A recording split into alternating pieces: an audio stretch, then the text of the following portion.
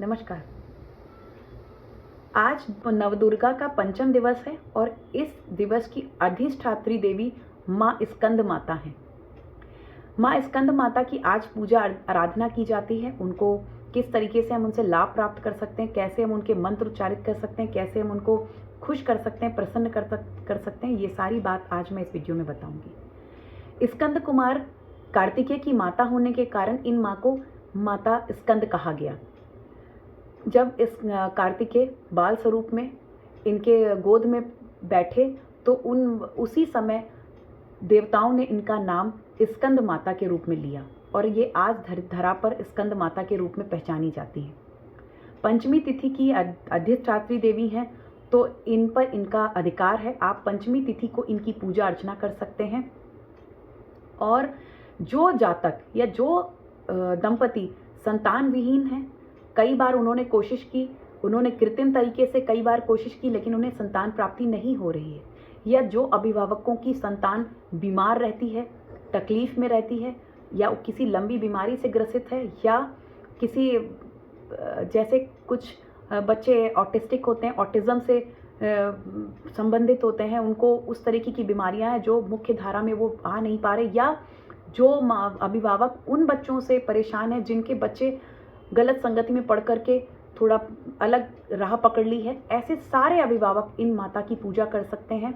और ऐसे माता की पूजा करने से और इनके अनुष्ठान करने से आप अभिभावक दंपति माता पिता बन सकते हैं।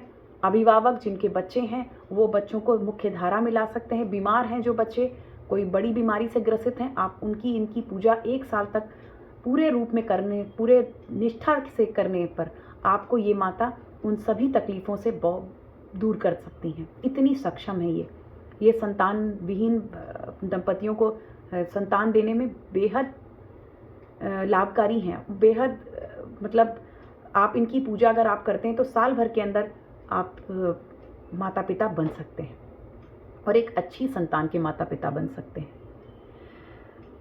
अब इनकी पूजा अर्चना करने में जो मंत्र बताए जाते हैं, मैं मंत्र यहाँ पर नहीं बताऊंगी क्योंकि मंत्र देना इतना आसान नहीं है और वीडियोस में मंत्रों को नहीं देना चाहिए क्योंकि ये सारे मंत्र कीलित हैं।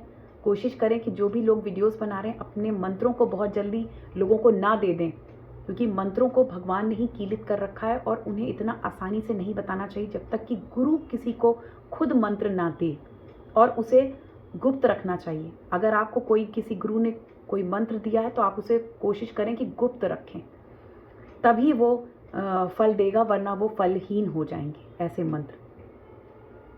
पर आप इनके मंत्र करेंगे तो आपको लाभ निश्चित प्राप्त होगा, इसमें कोई दो राय नहीं है।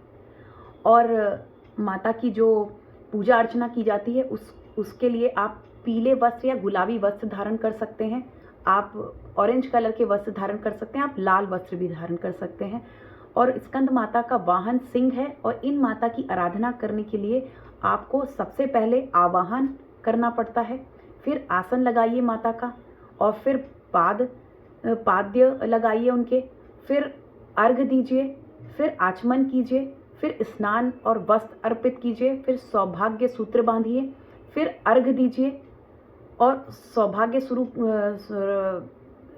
सूत्र बांधने के बाद उन्हें चंदन, रोली, हल्दी, सिंदूर और दुर्वा, आप माता को दुर्वा भी लगा सकते हैं, आप बिल्व पत्र रखिए, आप आभूषण लगा सकते हैं, पुष्पहार पहनाइए माता को, उससे सुसज्जित कीजिए और सुगंधित द्रव्य दीजिए, लगाइए ताकि माता के आसपास सुगंधित वातावरण रहे, और धूप दीप लगाइए, नैवेद्य अर्पण कीजिए ताकि माता के आगे पीले रंग का या किसी भी सफ़ेद रंग की आप मिठाई या सफ़ेद रंग का कुछ भी जो आपने घर में बनाया हो, दूध से बनी हुई चीज़ें भी माता को अर्पित कर सकते हैं। आप माता को शहद अर्पित कर सकते हैं, आप पुष्पांजलि, फिर आप फल फूल दीजिए, फिर दक्षिणा कीजिए, आरती कीजिए, फिर परिदक्षिणा कीजिए। फिर माता की परिदक्षिणा मतलब उनके भी चक्कर काटिए, इससे भी आपको बहुत लाभ प्राप्त होगा।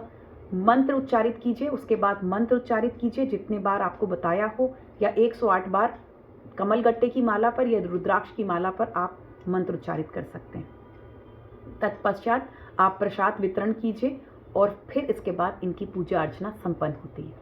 ऐसे की जाती है। सारी माताओं की पूजा करने का तरीका यही है। सबसे पहले उनका आवाहन से लेकर के आखिरी में प्रसाद वितरण तक, ये सारा सभी माताओं में आपको करना चाहिए। सभी माताओं की क्या, सभी देवी देवताओं की पूजा करने का यही क्रम होता है।